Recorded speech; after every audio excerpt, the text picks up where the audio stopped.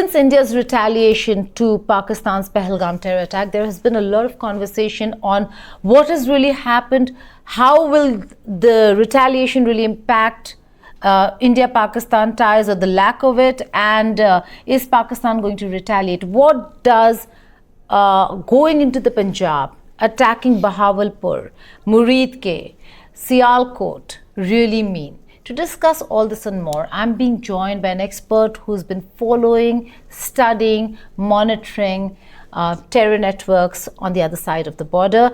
Abhinav Pandya. Dr. Abhinav joins me. He is the founder and CEO of Usanas Foundation, a think tank, but also an author.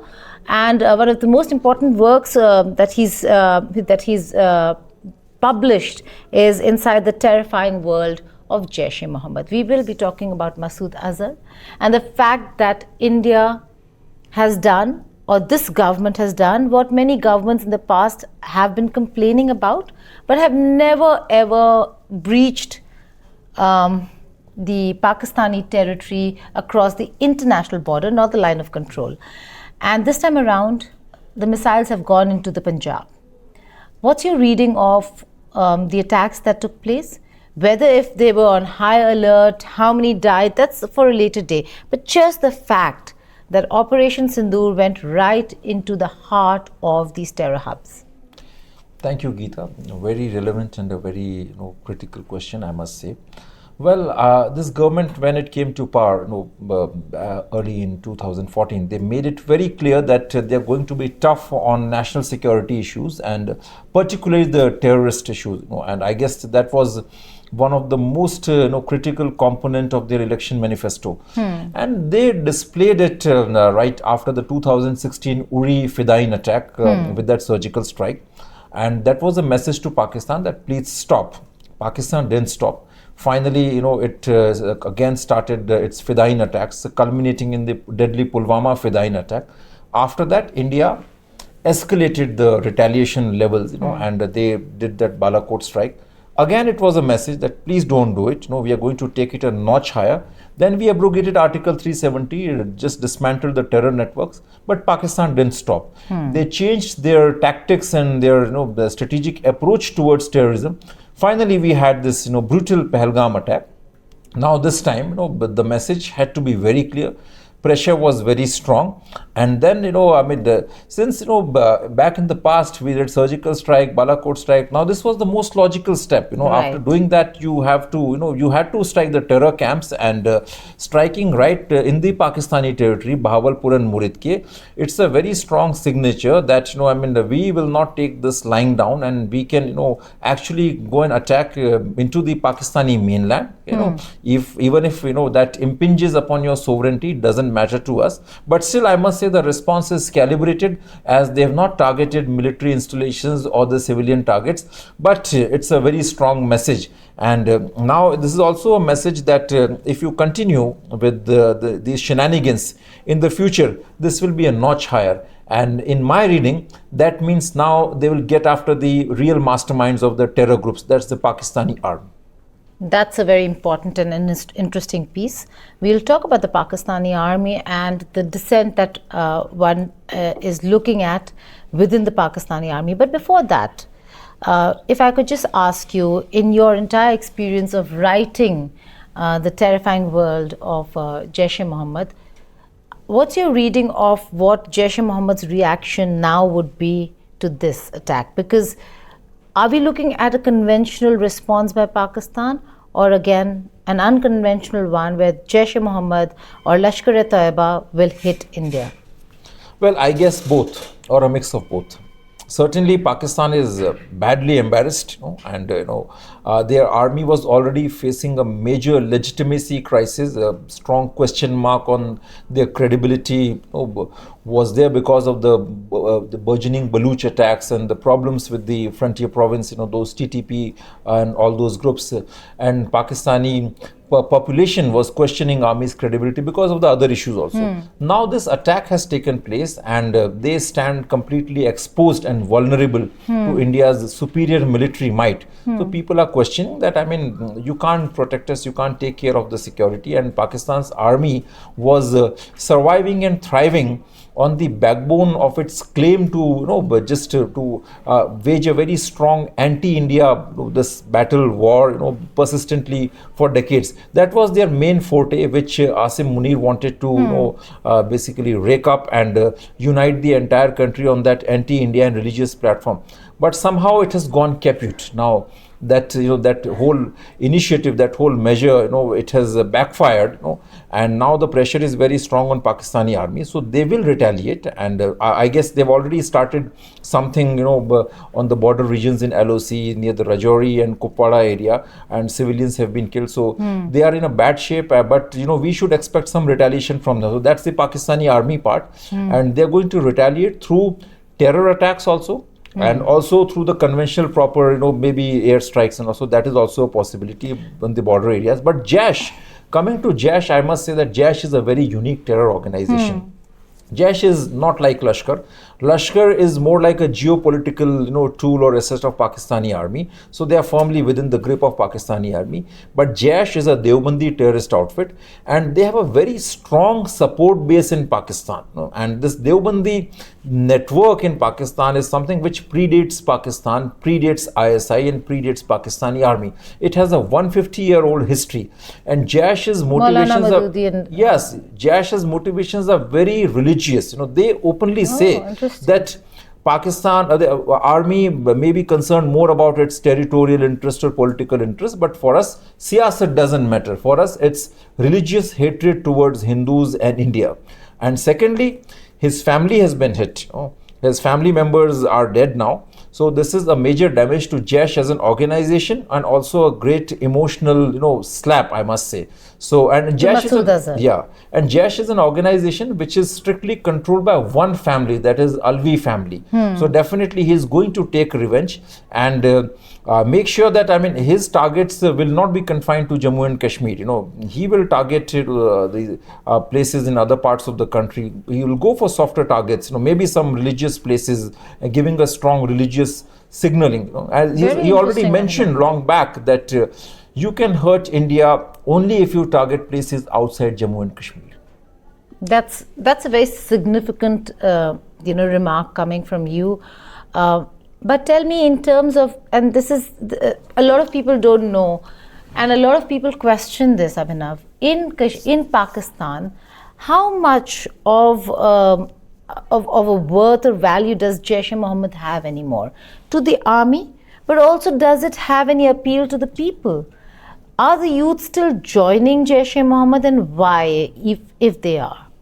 I think, when we look at Jaish-e-Mohammed's roots in the Pakistani system, I guess we must look at the Deobandi system, because Jaish is a very recent phenomenon in terms of its, new organizational avatar.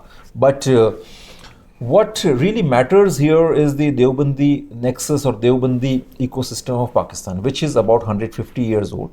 And if you look at the entire Punjab province, which was mostly Sufi, and they had Naqshbandi Sufi orders prevailing there. And but over time, all those Deobandi madrasas and seminaries have sprawled over there. Besides that, even in the frontier province, all those Haqqani networks, and they are all Deobandi. Even the Madrasa Binoria Karachi, strong Deobandi network.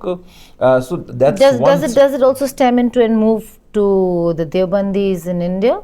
Well, Deobandis in India formally dissociate themselves with Deobandis from Pakistan, but at the foundational level, at an ideological level, there are, very strong roots and similarities which cannot be avoided and ignored, So you can never rule out the possibility of those nexuses existing at a foundational level, because when Masood Azhar came to India, he visited Deoband Saharanpur. Interesting. And now Masood Azhar is in Pakistan. Pakistan continues to live in denial. No, he is in Pakistan, and one more thing. So after the return of Taliban to power, he has become really important in the Taliban circles in Afghanistan. So he keeps going there. More recently, in this October 7, 2023 Hamas attack, there was a fatwa which was signed in Afghanistan, the sanctioning the religious part of the attack. Masood Azhar was one of the signatory to that fatwa. Oh. Very interesting. Okay. Also, the fact that we're looking at Bahawalpur and the attack that took place in what has been known as a training center and a hub for Jaish-e-Mohammed for a while now, but not a place where it's frequented by Jaish leaders, other terror organizations leaders, but not one where Masood Azhar would stay and expose himself, especially when there was such a high alert. In such a scenario, could India have carried out, or can India look at carrying out targeted attacks in areas where you'd find these high value targets such as Masood Azhar? Because he still does not live like Hafiz Saeed does. Now Hafiz Saeed lives in a residential area surrounded by civilian population, and that's a protection net for him, you see. Masood Azhar does not live like that. He actually lives in isolation. Is it easier to take him out? Well, I think all these people, mostly Masood and Hafiz Saeed, they are very high value targets now. They are global terrorists, and they are really important to Pakistan, because now even more so, because Pakistan is getting economically weaker, and its conventional strength is really badly damaged. So these proxy and hybrid strategic assets, they become even more critical and useful to the Pakistani setup as they are force multipliers. So Pakistani army would want to protect them at any cost.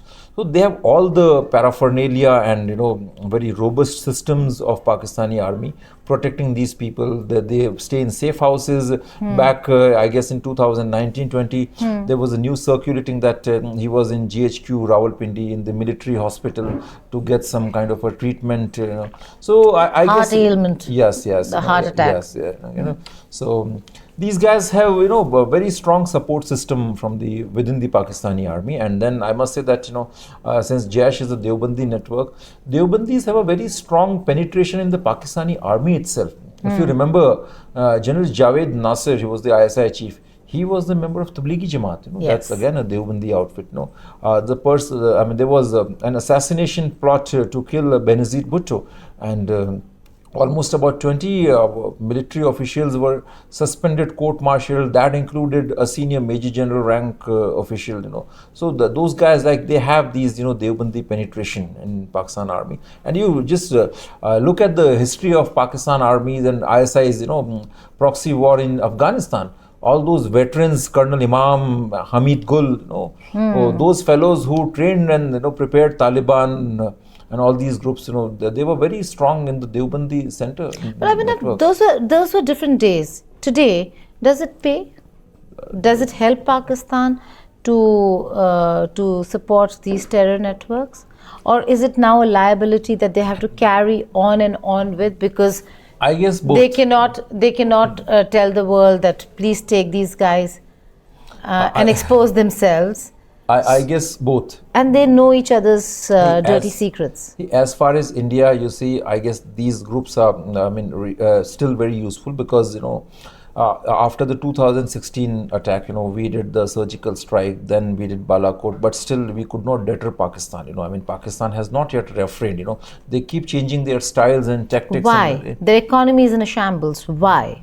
It supports, it helps them. First of all, there's a very strong religious motivation also that we must understand. As General Asim Munir said that, Pakistan wahid ek aisa mulk hai jo kalme ki bunyad par bana hai. Then Pakistan is an artificial creation. Okay, you have Baluchis going different way, all those Pathans and Pashtuns going different way, and then Sindhis have a different style, or Kashmir different way. So this state was, the only way to bind, and weld these different, frittering entities together is religion. And if Pakistan army has to keep all of them united, then they have only two planks to do that. That's one is religion, and second one is anti-India rhetoric. So on those two pillars, Pakistani army thrives and survives. And if you move on that track, then you have to ultimately, you end up on this road. As when Pakistan was created, right after few years, it was suggested that Pakistan is an Islamic state. It has been created for the promotion of Islam, and most of these jihadists, the Islamists, would say Pakistan ka matlab kya, la ilaha illallah. Bilkul.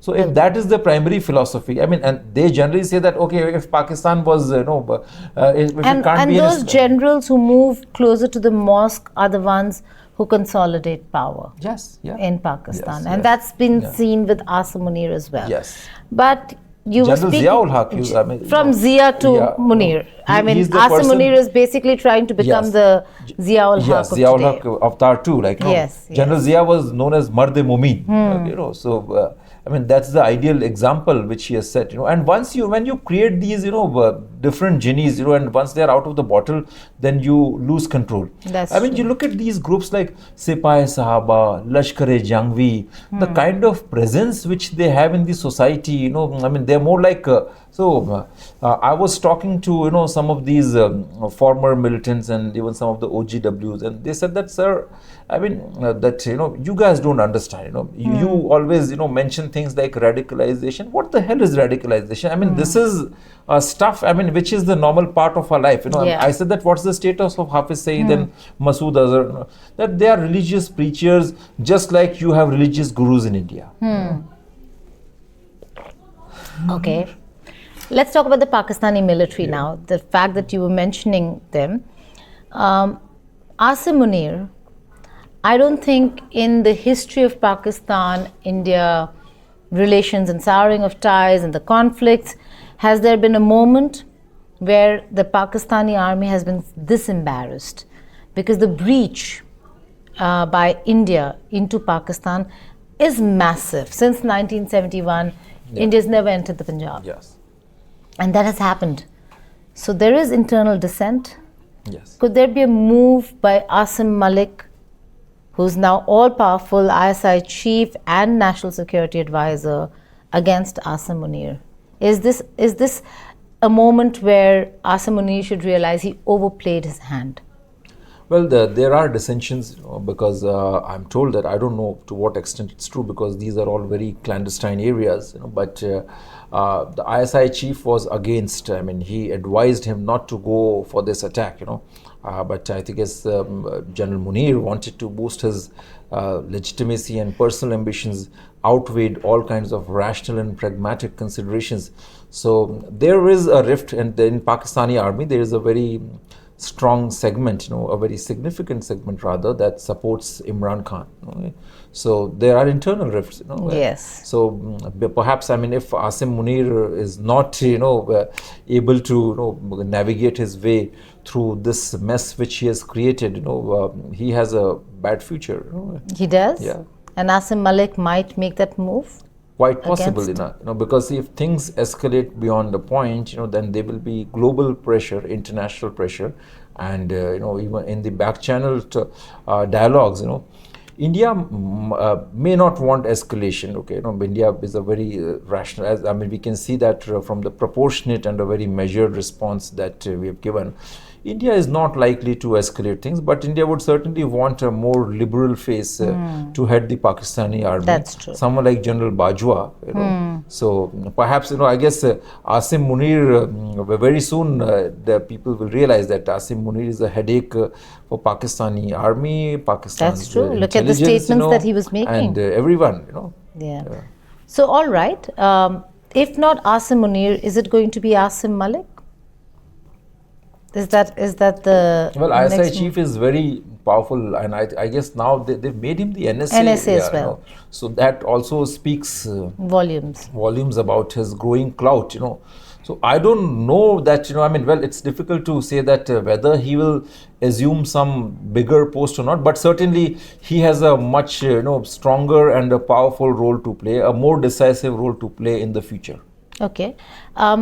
In Pakistan might want to, or India might not want escalation, but Pakistan certainly can't afford an escalation because they can't sustain a conflict with India. Having said that, your last take on what do you anticipate is going to happen in the coming days?